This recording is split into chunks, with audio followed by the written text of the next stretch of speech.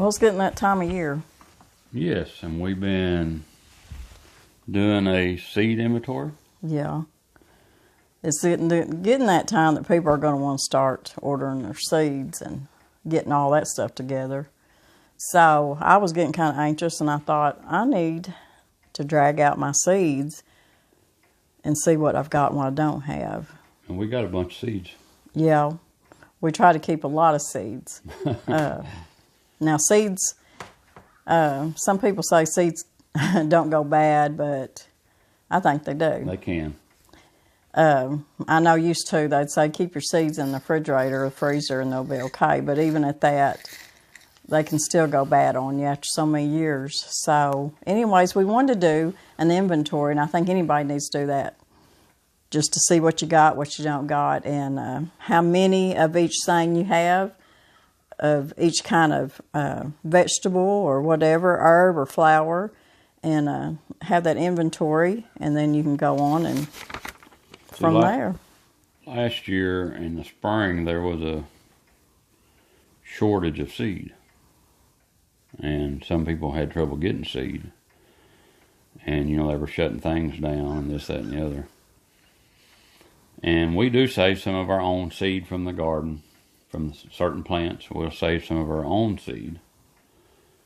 And well, I save most seeds, anything that I know that will produce again. I do save. You can't do like hybrids and stuff like that, but your real seed, what am I trying to say? I do save most of my pumpkin and squash seeds, any kind of squash. I've always had luck with them coming, but I also buy them too, so I always keep them just in case. We'll have volunteer seed come up that fell off a tomato or off of... yeah, that happens every year. We always have something coming up in the garden that we didn't replant. It planted itself, and during the process. But I'll tell you something so funny, that we do our own compost. Of course, we do buy. We use mushroom compost, worm compost, but we do our own compost too, which means our leaves and all that stuff that you compost for us. Wood chips, and then you'll go out there, and all of a sudden you got potatoes coming up where you didn't want them to, but. Yeah. It's unreal that you can take a thin potato peeling. If it's got one little bitty eye, that little bitty thin peeling, at times will grow a potato plant. Uh-huh.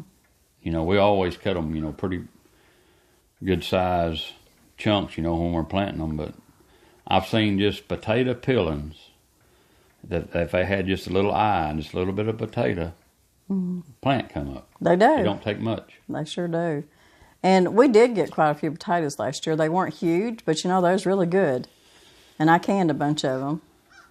So we still got those. The big thing is, just because you have seed doesn't mean, we all know that it doesn't necessarily mean you're going to get every seed in there is going to come up. Now, we would hope we get like 80% at least, but sometimes it could fall less.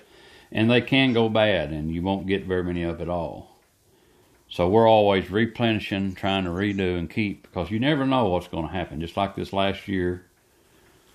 And then there's so many variations in the weather and how it affects things. And just because you have seed, there's no guarantee you're going to get a crop. So... and big farmers know that, don't they? And even little farmers. Little farmers. It don't, the good Lord's in control of things. We do our best to do what we know we can do. But people sometimes, fuss about maybe growing too much, but you don't really know. So you want to plant a little bit extra in case you have some that doesn't produce very good or at all. And if you have extra, you can always give it to your neighbors. So, or family. If you got big family that don't. What? Yeah. There's always somebody to feed. So I never fussed at anybody about growing too much, because I don't think you can grow too much. Now you can get more than you can take care of. Oh my goodness, yes. You can do that. Especially when you're working off the homestead. But still, I mean, last summer was not as good as the summer before. No, we didn't. So not every spring and summer and fall you're going to just do the same. You know, your garden's going to do the same. So don't never get frustrated with it. And unfortunately, this year my garlic crop is the least amount of plants up that I've had since I've been here.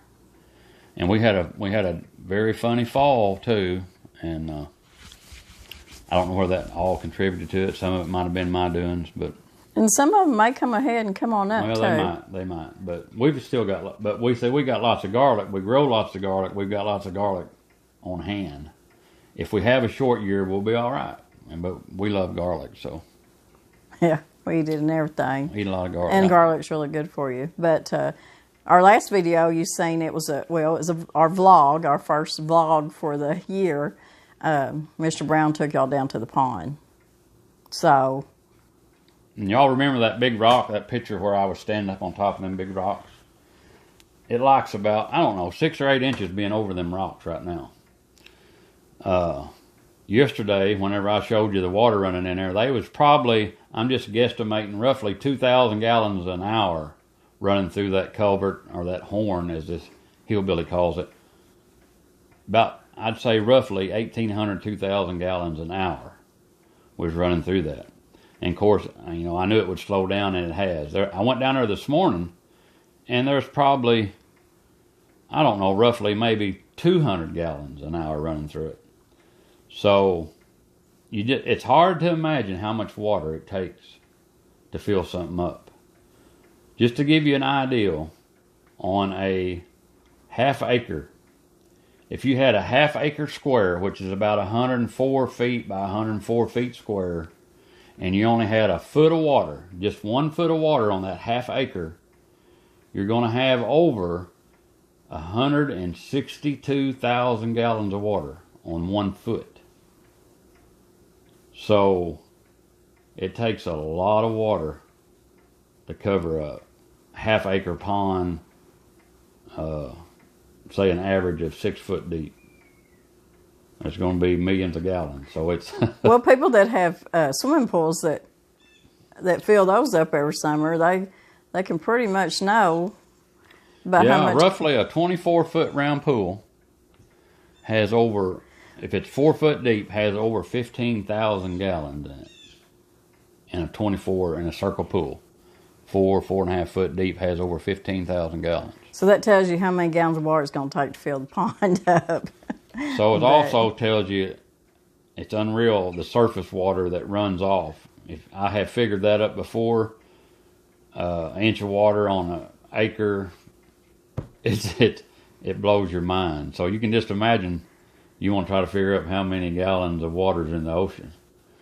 That I don't know if there is such a number, but anyway, that just gives you an idea. You know, you kind of think that it would just, as way it was running in there yesterday, if it run 2 days like that, that pond would be full. It would be fuller, but it takes a lot of gallons to make a difference. But anyway, we're glad of what we got in it, and normally don't get that kind of rain always this time of year. So. And the ducks would not come up last night out of that pond, so. They spent the night at the pond last night. And they're still there this morning. I hope nothing gets them. I wasn't going to swim out there and drive them out of the pond. Oh, no. But anyways, we want to show y'all our inventory, just to give y'all an idea of how we're keeping up with stuff and what we're going to do. Now, also, I'm going to show y'all a picture. We've got, we ordered a greenhouse out of Mansfield, Arkansas.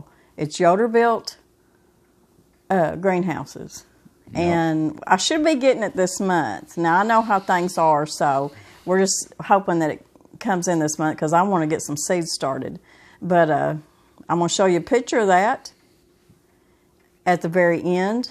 And I'll put the link below if y'all want any information on this company. I'll put the link below, too, in the description box.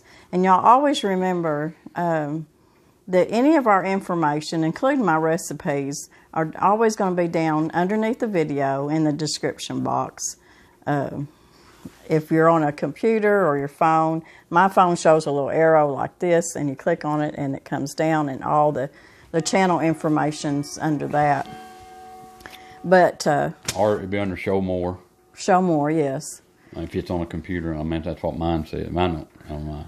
I don't know. They're just different on different things. So, but it'll be under the video in that description box and and also her store, her Amazon store. A lot of things that she uses, if you can get it through Amazon, it'll be in her store. It doesn't cost you anymore, and it helps support our channel a little bit. So.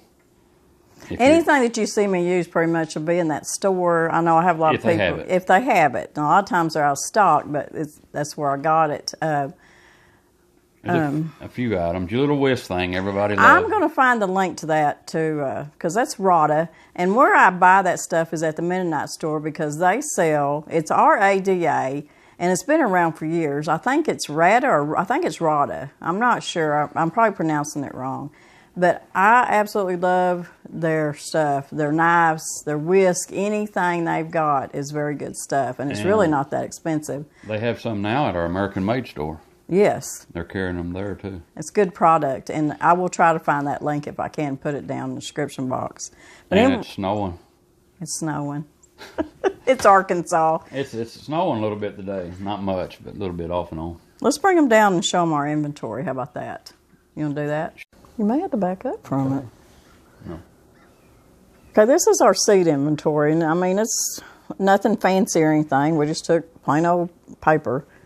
But anyways, what we done is we just went through all of our seeds and put them in category of each, like the carrots, the onions, the bell peppers, hot peppers, our sugar snap peas, broccoli, cauliflower. And down here, we wrote how many packages we have of each, so that we know, like the carrots, we don't need to buy any more carrots. Our onions, I will need a few more, and I need to keep a few more just in case. So over here, I think I wrote onions down. Let me see. I may not have, but I need to write onions down and then write how many more packs I need to get.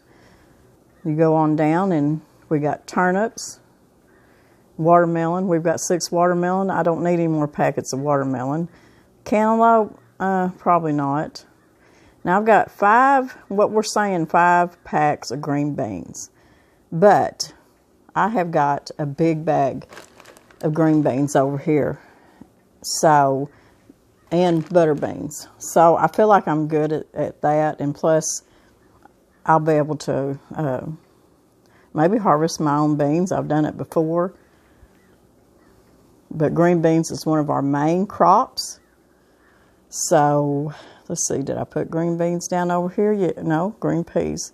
That's one thing we didn't have was my green peas. We do have sugar snap peas, but not just regular green peas. So, I am going to get 4 packs of those. We don't eat a lot of jalapenos. I do cook with them, and we've got a bunch in the pantry. So, we didn't have any packs of jalapenos, so I wrote jalapeno here and put 1 pack. That's just not one of our main necessities. And what you see on here is only what we eat. I try not to take up any space in the gardens, that just for fun stuff, really. If there's something I want to try out, I'll put it all by itself in a bucket or in a corner of the garden or something. But besides that, we've got plenty of Swiss chard. Corn, I think I'm going to get a couple more packs of corn just to have. Pie pumpkins. I've got a lot of squash. You can see right here, I just put different squash. I've got all kinds of different squashes. And I got 7 packs. And I got 4 butternut, because that is my main squash besides my yellow summer squash. Pie pumpkins, I may get a couple more of those. In fact, I think up here, I wrote down to get 2 more packs of squash, yellow squash, straight neck, yellow squash. Tasha tomatillos. I want to plant some more tomatillos this summer. I didn't last summer, so I didn't have any verde made up. So that's not a necessity, but I am going to get 2 packs. I'm going to start my own seeds. Of course, we got 9 packs of lettuce, 2 kale. I need to get more kale. So I'll make sure I write down over here in this category. Then I need a couple more kale packets. We eat a lot of okra, and I only had 2 packs of okra. So over here I wrote that I want 4 more. Okra is just something we absolutely love. Mr. Brown loves it any way you can cook it, and okra is very good for you. And we do save a lot of oil. And we do save our own seeds, yes. Tomatoes. Only 17 packs. Only 17 packs of different varieties.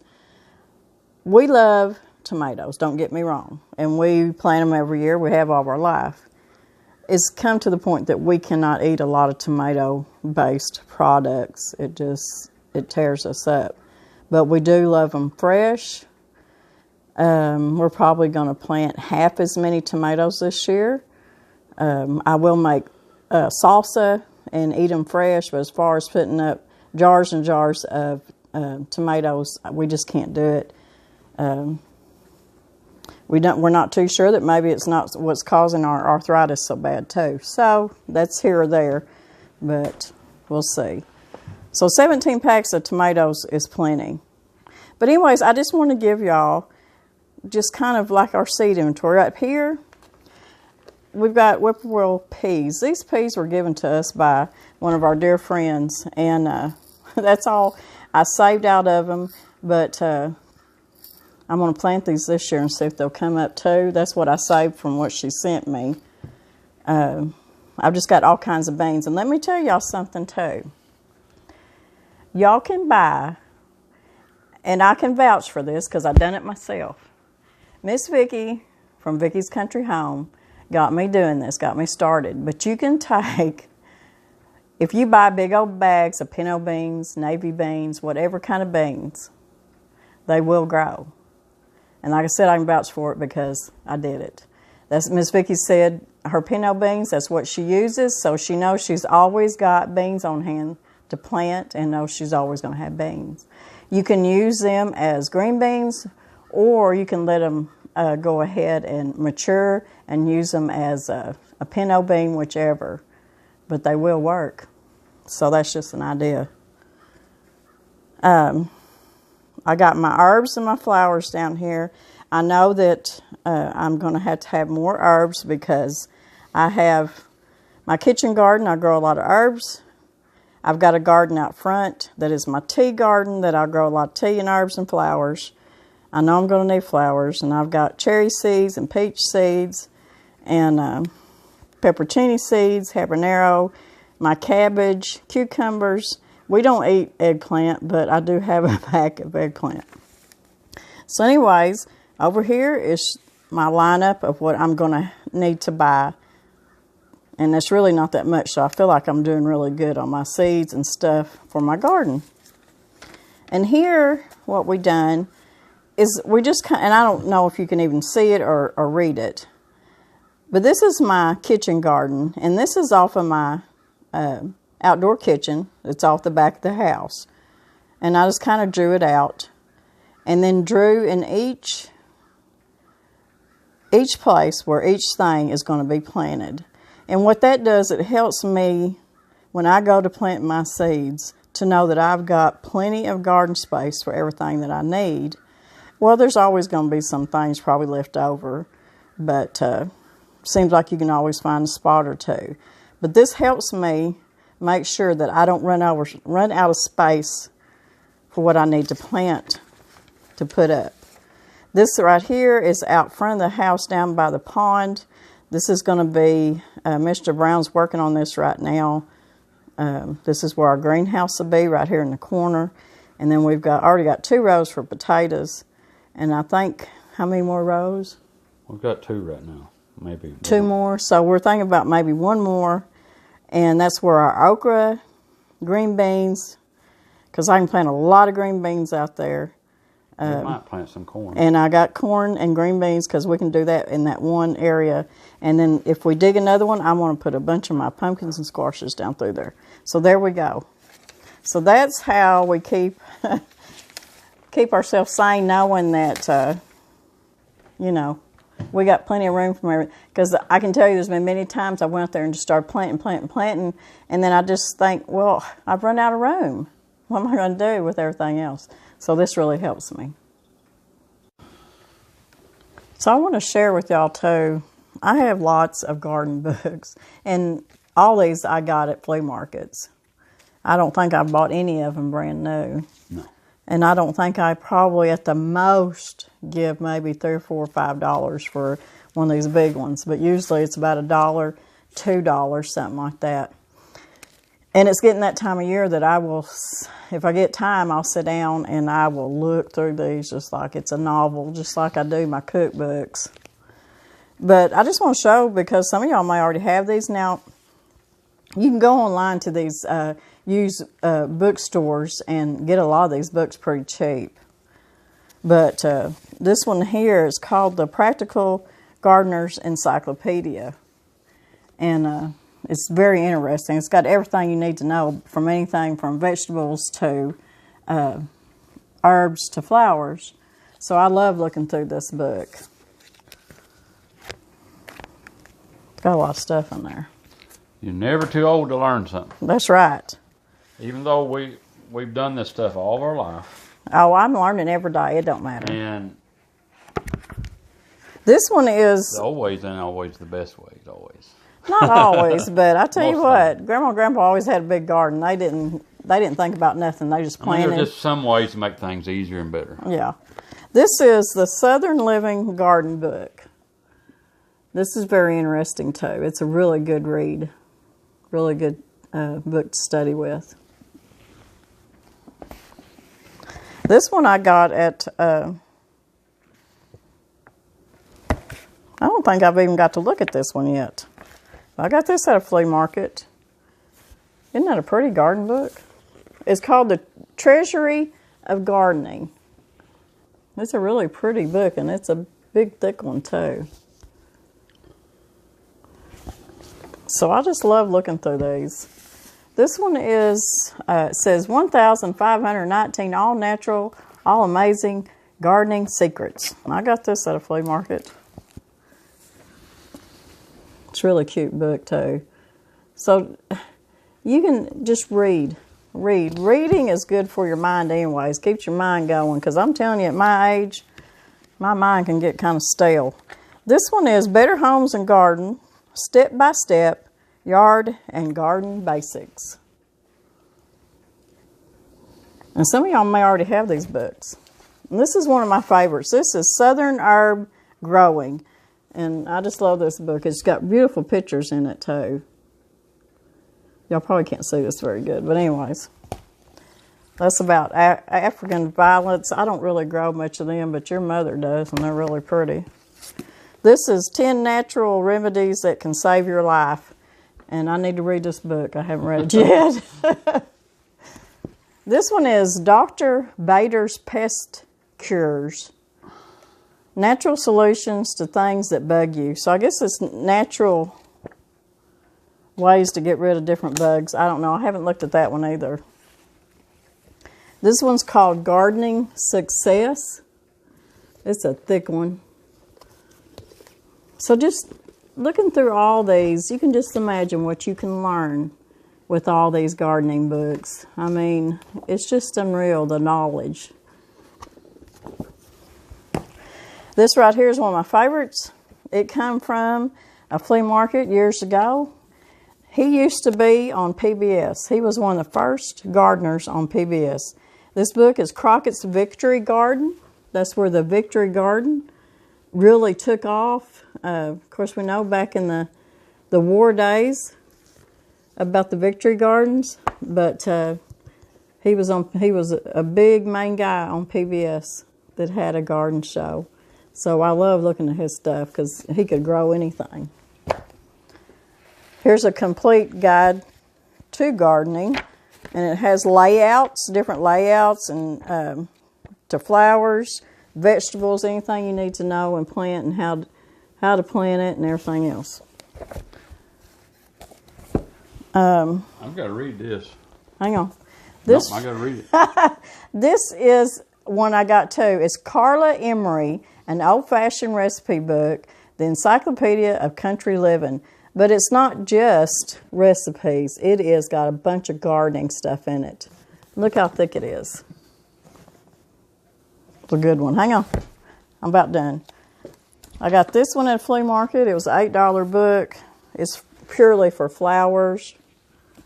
And, of course, my seed books. And I haven't gotten any new seed books this year. Them are old ones. This is Baker, and this is Seed Savers, which I love. Now, I got to talk about my Tasha Tudor book. I ordered these online from a thrift store. I love Tasha Tudor. I read all of her stuff. I want to be Tasha Tudor when I get older. You are Tasha Tudor. I do. Let's see. I'm trying to see. This come from a Goodwill out of Central Illinois.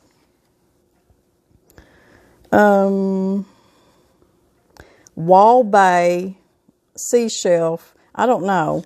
I ordered these, I think, off Amazon. And I ordered them used because you can get them cheaper. And it come out of a Goodwill from Central Illinois. And this is one of Tasha Tudor's books, too. And this is her book. And she has beautiful gardens. And she's just a neat person. Anyways, we took up probably, what, a lot of their life. A lot of life today, didn't we? This looks like this. I need to read on this. Okay, read it. No, I just need to read this book. Oh. It says it's an all-natural bug and critter elimination. The #1 book in the world on natural pest control. No dangerous chemicals to damage the environment. And this here caught my eye. It says, never see another mosquito or fly in your home. We're going to have to read that book. Never. I don't know about never. And read it to our people out there. Dr. Brader's Pest. Read it to our friends. Put it up there where you might see it. Anything else? Oh, yes. One more thing right quick. Okay.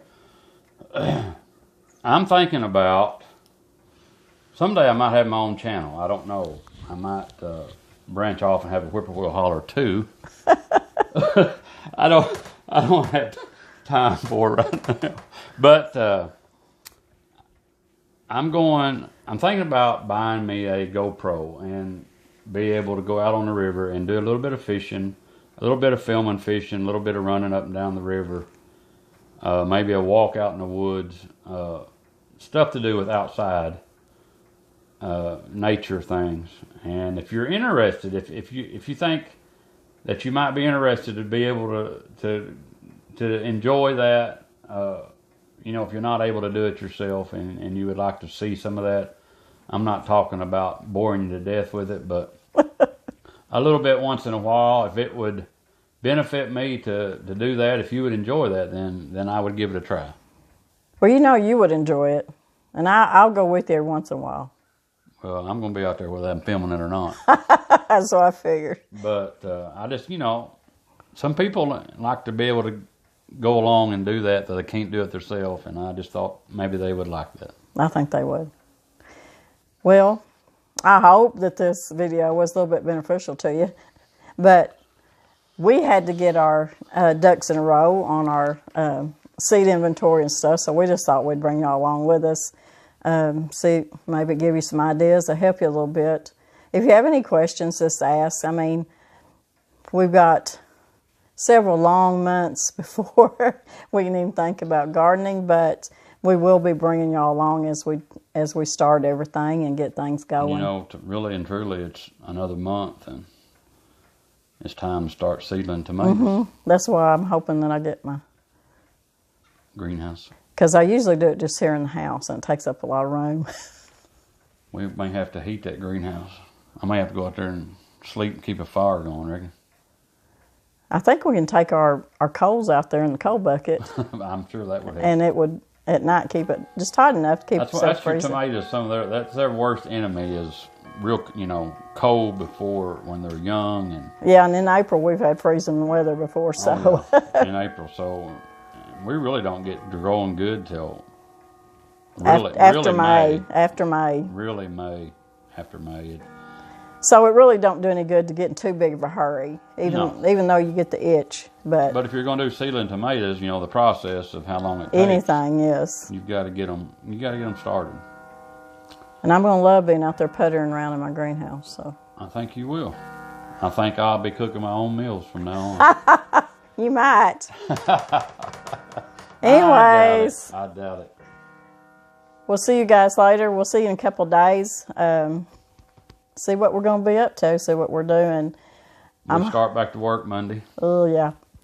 But anyways, whatever y'all do, wherever you go, be safe, be well. And we're hoping and praying for a blessed 2021. So God bless everybody. We love y'all.